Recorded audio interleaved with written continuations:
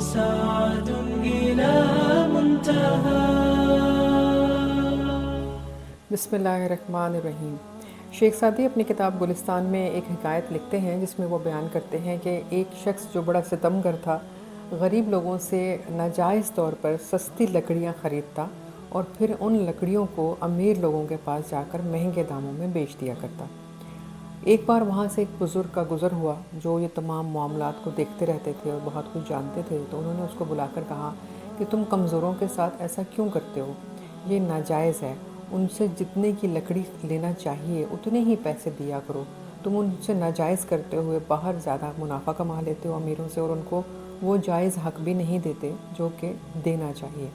اس شخص نے کوئی جواب نہیں دیا اور وہ اسی طرح سے لوگوں سے خریدتا رہا لکڑیاں اور امیروں کو بیچتا رہا. اور ایک مرتبہ ایسا ہوا کہ اس نے بہت زیادہ لکڑیاں غریبوں سے خریدیں اور اپنے گھر میں اکٹھا کر لیں، یہ سوچ کر کہ اب سردی کا موسم شروع ہونے والا ہے اور جب امیر لوگ اس سے خریدنے کے لیے آئیں گے تو ان سے بہت زیادہ منافع کما سکے گا.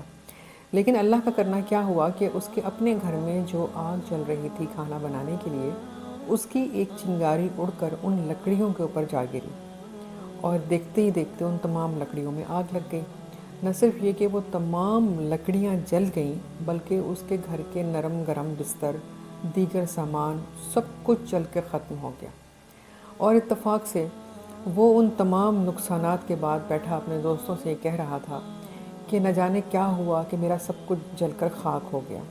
اتنے میں وہاں سے اسی بزرگ کا گزرنا ہوا اور جب انہوں نے دیکھا کہ اس کا پورا گھر جل گیا تو انہوں نے کہا کہ یہ جو تم آج بیٹھ کے افسوس کر رہے ہو اصل میں یہ کسی غریب کے دل کا دھواں ہے جو تمہیں اب نظر آیا ہے. جب تم کسی غریب کو تنگ کرتے ہو یعنی کسی کے ساتھ ناجائز کرتے ہو، جس نے محنت کی ہے اس کو محنت کا پورا صلہ نہیں دیتے ہو اور یہ سوچتے ہو کہ میں زیادہ منافع کما لوں، تو کبھی نہ کبھی اس غریب کی آہ ضرور تمہیں لگتی ہے اور وہ آہ ایسی آہ ہوتی ہے کہ پھر تمہارا پورا جہان برباد کر کے رکھ دیتی ہے. گویا اس حکایت میں شیخ سعدی نے یہ پیغام دیا کہ کبھی کمزوروں کے ساتھ ناجائز نہ کرو.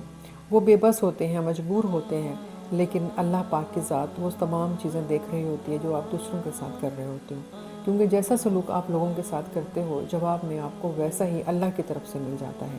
اچھائی کرو گے تو اچھائی ملے گی، نیکی کرو گے نیکی ملے گی، اور تمام چیزوں کا بدلہ کبھی دنیا میں اور کبھی کبھی آخرت میں انسان کو دیکھنا ہی پڑتا ہے.